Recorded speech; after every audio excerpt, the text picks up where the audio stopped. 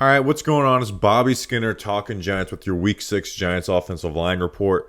I'm actually kind of excited about this one. I'm a little sad. I'm hoping that this isn't the last Andrew Thomas segment for a while, but I go through the Andrew Thomas versus Trey Hendrickson matchup. Which, again, did Thomas give up 2 sacks? Yes. Did he play well? I also think yes, and we'll go through it. We'll talk through it a little bit too. But we're going to do the first segment. I've really enjoyed talking about the run game this year in the O-line reports, and I want to kind of tell the story of the Giants run game because I actually thought they ran the ball halfway decent in this game. Make sure to like and subscribe to the channel, all that good stuff. But we're going to go through the run game. We're going to go through some of their gap runs, some of their duo man, double team runs, and then some zone success they had. And the Giants, I'm glad that they matched what I saw because I went to go look at their success rate because I felt like they were successful in their rush attempts. They actually had their highest success rate this week. Now, does Daniel Jones' runs play a part in that? Absolutely. But I think they just didn't have those big runs to really inflate the numbers. So let's get into it. We're going to go through some pulling type of runs to start and talk about some of the Giants' struggles in it and where they can get better. So first, this is bash, but it's essentially counter, right? GT counter, you're going to pull Runyon and Thomas. Runyon kick out. Thomas lead block. And this is simple. This is the defensive end, Sam Hubbard, playing this extremely well. Right? When you're not blocked, that means a puller is coming at you. Sam Hubbard knows that. So what does Sam Hubbard do? He spills. All right, which means taking the inside. But instead of just spilling through that inside shoulder, he just he flips Runyon upside down. And that means he's able to make the tackle essentially on Tyrone Tracy, right? And then, you have Thomas leading forward for this guy. Illuminor, we're working to this linebacker. Doesn't do the best job on it, but hey, if this block is taken care of here, well then, Tracy's able to cut up here and have himself a successful run, but he's not. So how can the Giants counteract that? I think because you don't have the best puller in the their guards aren't the greatest pullers in the world. I think when the Giants are trying to run some of this stuff, they got to have their tackle check, right? Just take a step, right? If you just take one step here and then get down to your block, right? So say Jermaine, Illuminor takes one step to the right. Well, now he's thinking, okay, I gotta take on this tackle. I gotta set the edge. Instead, the block's away from him. He knows that a pull is coming at him, so he squeezes it down and he's able to spill. So just give a hesitation because pulling is not about having these kick-ass blocks. It's great when you do that. Most times it's just getting to your spot and not allowing him to bust up the play. And that's what Hubbard does here is bust up the play.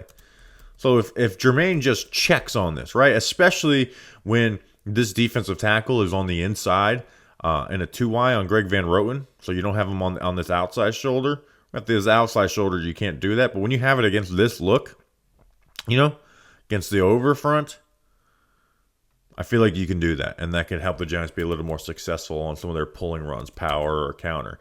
Here, they're going to run counter again. This is a solid job, right? Not a great run play, but a good job. Right? You're going to see this time, this end isn't Sam Hubbard, so he doesn't play it very well, right? He just kind of takes on the block by Greg Van Roten. He doesn't spill inside.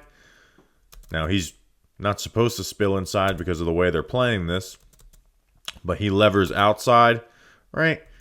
Theo Johnson is going to be the lead blocker. He takes the inside of the linebacker. He does a solid enough job. Not a great job, right? You'd like to see him take and torque this out, but a solid job. And there's your crease right there. Thomas down blocks, Runyon, JMS, Illuminor hinge blocks. They're all doing their job. And essentially the extra man, right? Stack box, the extra man makes the tackle, right? Every offensive lineman is doing their job and tight end, right? Could they have some more perfect blocks? Yes. But at this point right here, everybody's done their job. It's the extra man right here, the DB, number 27, who's making that play. And you get a successful run.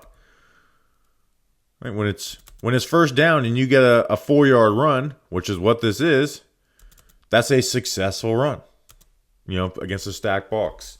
So that's just some of the Giants, pull plays. Here they're going to run split zone, which is just inside zone, right? Watch all the offensive linemen. They're going to step left, right? They're stepping left in unison. And then you're going to have Daniel Bellinger take on this. And this is where Sam Hubbard's good. Like Sam Hubbard sees, okay, he's going to cut block me, right? I'm going to dive over it. I'm going to dive over it and make the play on Eric Gray, which slows him down. But I want to talk about this is a bad run. The tight ends, the offensive line do a phenomenal job. I mean, Thomas and Runyon, right? We're stepping in unison. Those are great blocks. JMS and Greg Van Roten, this is awesome. JMS gives that shoulder, right? See that shoulder for JMS? Bam! Gives Greg Van Roten that help. It allows Greg Van Roten to get his right hat placement and drive through this block. JMS helps on it, gets to the linebacker. Jermaine Illuminor, he gets up to his linebacker. Bellinger again. That's a great play by Sam Hubbard coming out of him and Theo Johnson's. But here's what happens sometimes in football. The wide receivers screw up the run play. You got to get to his shoulder and pin him down. Because if you pin him down, despite the fact that Hubbard makes a great play on this, Gray's got a crease. Gray has a successful run.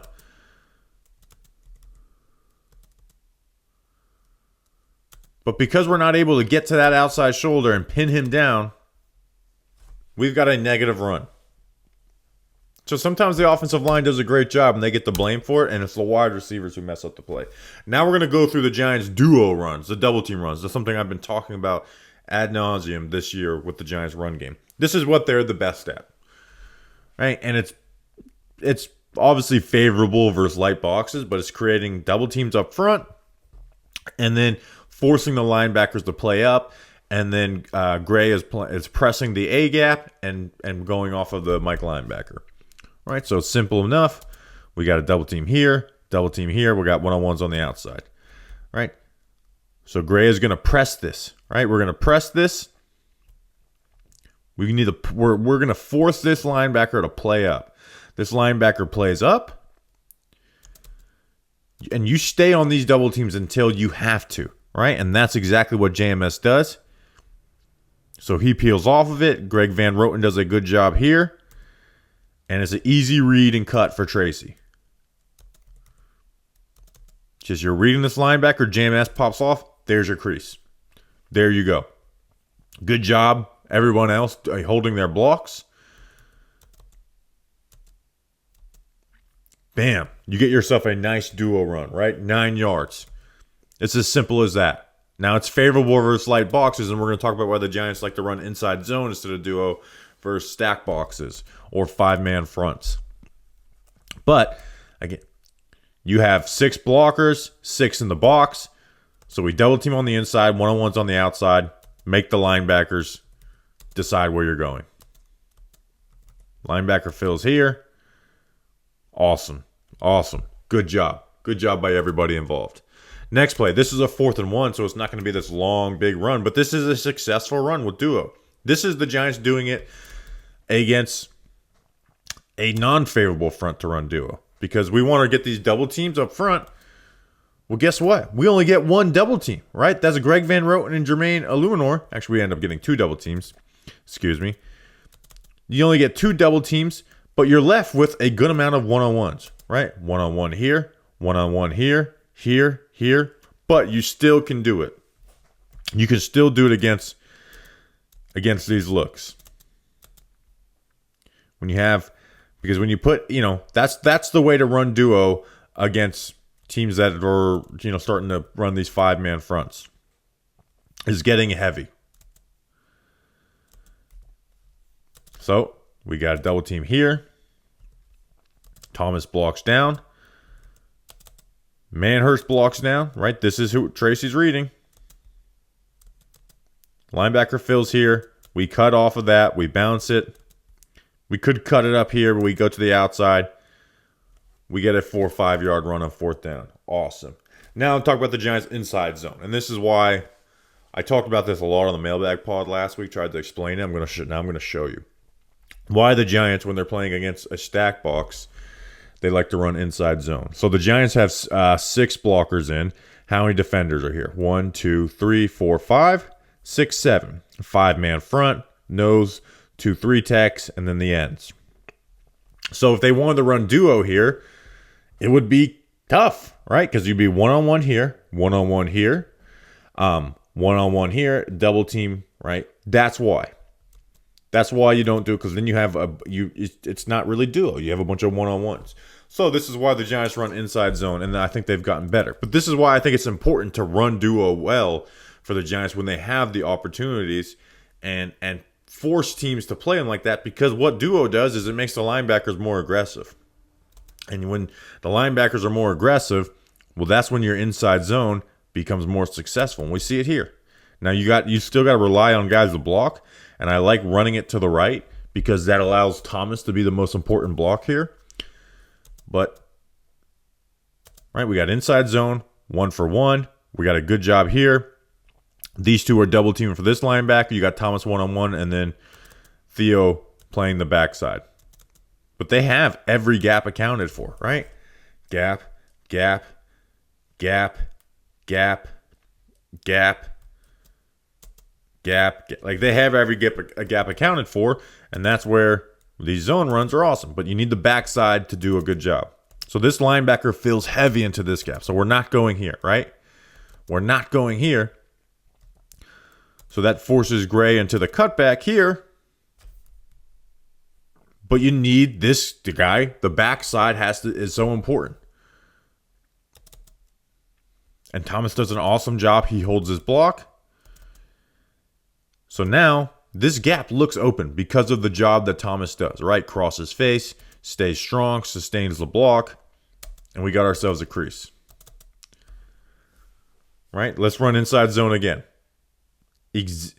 Exact same look, right? We have the exact same look. We're going to get the exact same fit from them too. This time it's going to be 11 yards. The exact same thing, right? This time the nose fills backside, linebacker heavy front side. So we're not going to hit that gap. So we want to cut off of Runyon, but we need Thomas to do his job. Thomas does his job. And honestly, this nose tackle does a good job of trying to make a play on this. Tracy avoids it. Nice cut. Went, right? 1, 2. Nice cuts. Thomas holds his block. Here you go. 11-yard run on inside zone. So again, the Giants do need to run inside zone, but I think it's important for them to establish duo every week. Get these linebackers to fill. The thing that they can throw out the playbook is outside zone because they're just not good at it. And you're going to see Tracy make up for it a little bit on not this play, the next one, but they are just a bad outside zone. And it's really the guys on the interior. Because you see Thomas and Theo Johnson, they do a good job here. It's not a bad job by John Runyon and JMS. Not a great job. But it's just like the backside guard here. Greg Van Roten. This defensive lineman is just... BJ Hill is just winning. And we're not able to get across his face. And if you're not able to get across his face, what you need to do is get in his hip and then wash him, pin him down, right? Give your running back something to cut off of, despite the fact that this linebacker's here. Instead, we don't do any of that. So now you're forced to cut back. This linebacker can fill easily, and you got a BJ Hill tackle for a loss. Now, this is where the athleticism of Gray can come into play. Is the athleticism can make up for badly blocked plays. Because this is a badly blocked play, right? We're running outside zone, this time to the opposite side, a different front. Bellinger does a really good job on this, or a good enough job pinning this out, right? Like that block I was just talking about with Greg Van Roten. So Bellinger is trying to get across his face, right, and seal this off. But the edge Sam Hubbard plays this well. So what Bellinger does is he gets on the inside hip And now we want to push this out. We want to just get this wide. But on the front side of this, again, Greg Van Roten is not doing a good job. We're not able to cross face. We're not able to pin this out. And here's the defensive lineman in the gap. John Runyon is not able to cross face. We're not able to pin this out, really. The defensive lineman flows with it. Thomas does a bad job hinging this and allowing it. But this is where the athleticism of a back can just take over. And a good job by the tight end allows you to make a play. Because despite the fact that this defensive lineman's in a position to win here, Bellinger doing a good job here and Trace's athleticism was able to make that a successful run. So hopefully that told a good story of the run game for the Giants against the Cincinnati Bengals. Oh my gosh, what is that mustache? It's a chill. There's in the air. The leaves are falling to the ground. The Yankees are in the playoffs, and football every single weekend, and that's what fall's all about, my people. And you can make each weekend even more exciting by getting to the action with our partners at DraftKings. I love my NASCARs. I love them. The number one place to bet on touchdowns. Right now, all new customers who bet just $5 instantly get $200 in bonus bets when you use code WORLD. That's $200 in bonus bets instantly. Stay in on the action and use your $200 in bonus bets to bet anytime touchdowns on DraftKings. DraftKings is the place to bet touchdowns. So download the DraftKings Sportsbook app now. New customers use promo code WORLD. That doesn't say WORLD, but it's just a reminder. WORLD. And bet just $5 on any wager to get $200 in bonus instantly. That's promo code WORLD only at DraftKings Sportsbook. You'll be glad you did. All right, so with Andrew Thomas in this matchup versus Trey Hendrickson, coming away from the game, you get a little emotional. And you're like, man, he gave up 2 sacks in this game. But let me ask you this and answer it. Do you think this game was worse or the Cleveland Browns game against Myles Garrett was worse? Because I think the Browns game was far worse. I think Thomas handled Trey Hendrickson 99% of the time or whatever, percentile it would have been. But he did get him for 2 sacks, one on that play action early in the game and then at the end of the game. And we'll see what Thomas's injury is. I'm hoping that it's not as serious as I think it might be. I hope that we are doing an Andrew Thomas segment on the O-line report next week. I hope that we're not having to go weeks without it because the Giants can't afford it because he was their best offensive lineman by far on Sunday night. By far, he was the best one, and I appreciate this performance. Again, I know he is held to an all-pro level.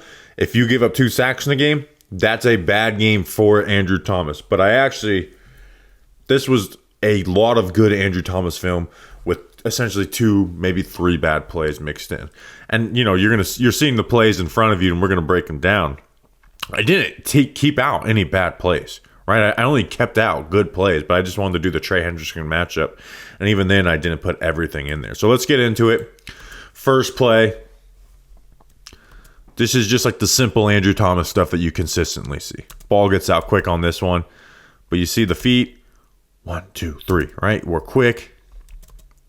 1, 2, 3. We got good proportion. Hendrickson's going to work a little speed to power. We invite that bull. We anchor. Ball gets out quick. But still a good play. Next play.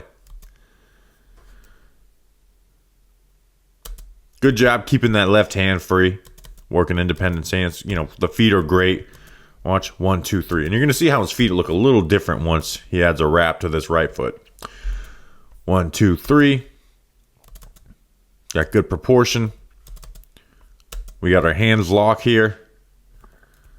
Right? But we get that right hand on the back. He will work in that corner. Keep your left hand free.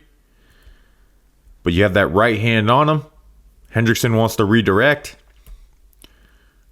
Our feet are here. We're good.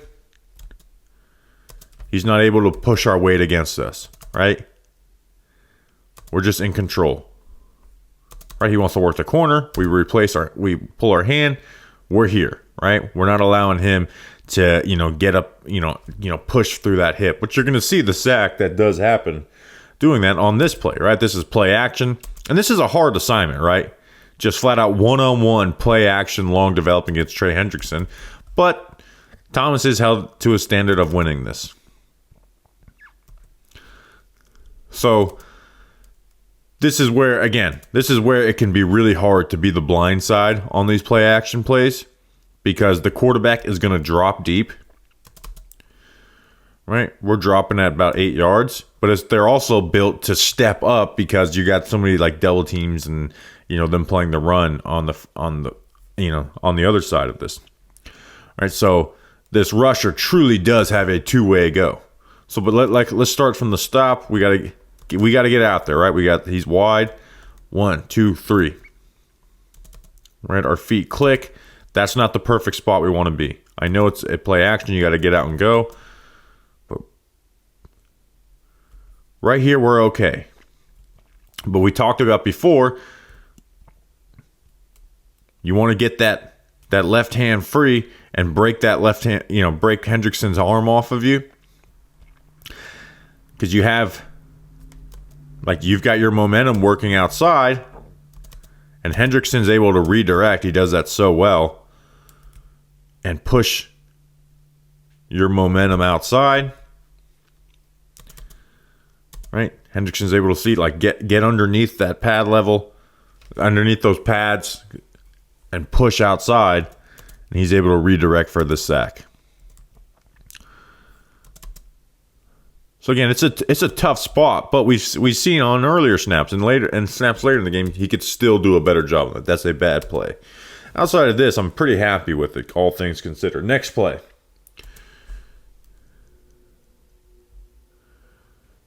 Good job protecting the inside. Now, Hendrickson's a smart pass rusher. He sees he has the tight end out here, so might as well attack inside.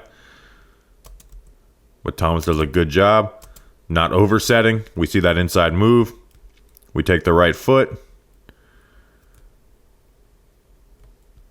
We anchor down. We sink our ass. Power down. Got strong hands on him. Awesome play. Should have been a nice shot for the Giants. Awesome play. Here, pulling out the little, machine gun thing that, Paul Alexander got mad at Mark Colombo for teaching him as a rookie, which you shouldn't be teaching this to a rookie who's got oversetting issues. It's like teaching the wrong thing. But hey, this is the first time I've seen him use this in a while. Where see this punch, this wham, wham, wham. Go back and watch Eagles Thursday Night Football from 2020. He was doing that a lot. The issue was Mark Colombo, and I could go on a whole rant of this every time I think of it, is Mark Colombo, instead of, trying to fix his feet, he did all the, worried about his punching and his lunging. And they just need to take care of his feet before you got, all that stuff going. But anyways, here we go. So Hendrickson's going to work this double swipe, right? Feet are good. Pull our hands, right? He wants to swipe at our hands. Pull, right? Pull, punch, right? But Hendrickson, you're not in a great spot. Hendrickson is going to swipe again. Pull, punch. He goes to swipe those hands. Pull your left hand. I mean, this is good hand fight, man. This is fun hand fight. To be able to do this so quick in the moment, this is fun. I mean, again, look, let's slow it down. Let's watch it in full speed and then we'll slow it down. Hand swipe, pull. Punch, pull. I mean, you can't even, I don't know how he thinks this fast. I could never do this. Obviously, the guy speaking into a microphone said. But again, we throw our punch, right? Hendrickson tries to time it up and swipe him off. We pull our hands so he's not swiping on anything. We punch again. Hendrickson goes to swipe hands off again. We pull again. Punch. Hendrickson goes to chop that left arm. We pull the left arm. I mean, that's good ball right there. That's fun. Hope we're not losing that at left tackle for the New York Giants. Next play, just kind of a normal pass set. Good job here. See those long arms. All right, feet are good. 1, 2, 3. Punch. Hands are high. Hendrickson's got a little bit of leverage. Take these hands, right? Take your hands. Replace inside. Anchor down. Watch our ass sink, right? Womp. Power down. Duck walk back. Strain. Good stuff. Right, and this is why I'm saying I said all that at the beginning. It's like, yes, did Trey Hendrickson beat him for a sack in the beginning of the game, and then on the the final drive of the game where he's limping badly, like an injury that maybe you'll have the news by the time this O-line report comes out. He may miss some games, may miss a good amount of games. Like, we'll see, but this is good ball. Right, good job absorbing power here. Get a little help from Gray. But like, we've got good placement here. Hendrickson's working power. We duck walk back. We stay low. We strain. I mean, we kill the will. We kill the will of a guy whose motor is nonstop in Hendrickson. A guy who never stops.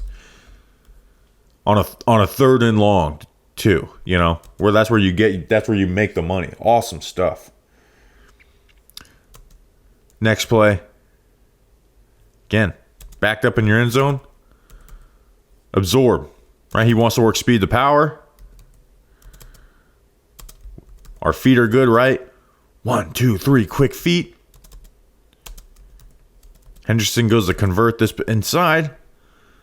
We punch. Both feet in the air. Duck walk back. I mean, look how we're able to absorb that power, man. Get low. Give your quarterback time to sit and throw a ball. Finish that play, Hyatt. Next play.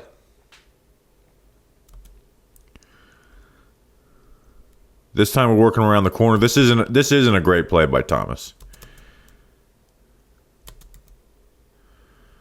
Right? 1, 2, 3. Our feet. We gotta get to that. Henderson gets to the spot. We gotta take a 4-step here. Right? We're usually not getting to a 4-step. You see this 1, 2. Right here we're good. We take that 3rd step, but Henderson gets around the corner.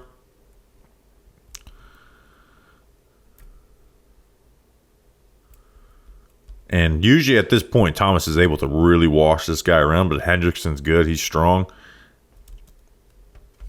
So not an awful rep, but not a great rep either. Now you're going to see the ankle's different, right? And you can just see it. It does hurt him, right? It hurts him with his athleticism around the edge. This is... Our footwork is a little disconnected, right? We're 1, 2, and on that 3rd step, we're not as wide in our base as we want.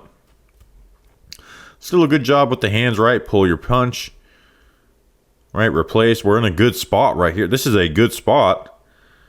Wash around the corner. You take that win, but if you let a guy get around the corner, that can lead to sacks, right? Where Thomas is usually like right here. We're stopping this right here. Instead, we're working around the corner. We're working around the corner, again, at 10, 11 yards. But those can lead to sacks. Next play. This, yeah, I had to put it on film because it's a bad play. I don't know exactly what's going on here, because this is all messed up. I don't know if Thomas was expecting Theo on his help to release outside shoulder of Hendrickson and force Hendrickson in a bit. I don't know what's going on here.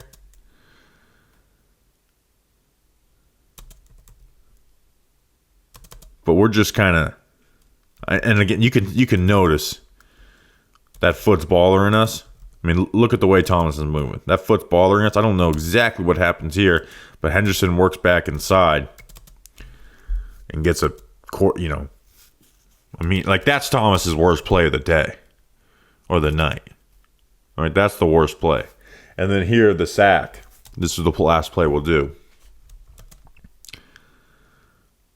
Right, we're working around the corner at 10, 9 yards. And then, I mean, you can see Thomas ain't faking a limp, dude.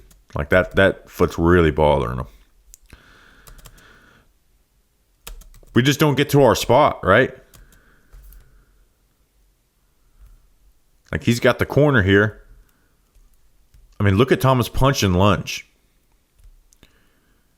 That looks like it's not as bad, but this point right here, that looks like 2020. That looks like early rookie Thomas, like lunging, punching. And Hendrickson takes advantage of that, right? If you're going to punch like that, I'm going to get around the corner. I'm going to rip through. And you see Tom, like, even with that, Thomas is able to stay connected, right? And he gets beat for the sack. So I hope he's healthy, man. I really do, because I don't think this Giants team can survive without him. We saw what it was like last year. You know, maybe you put Jermaine Illuminor at left tackle, and you put, you know, Zudu or Neal at right tackle, and it helps you a little bit, but you're still in a bad spot, man. You're now having to play a flat-out bad offensive tackle, and that's a bad spot to be in. So hopefully he's all right. Well, hopefully we know by this time. But hope you guys enjoyed the O-line report this week. We'll see you on the film review and the mailbag, all that good stuff. Until then, let's go Big Blue.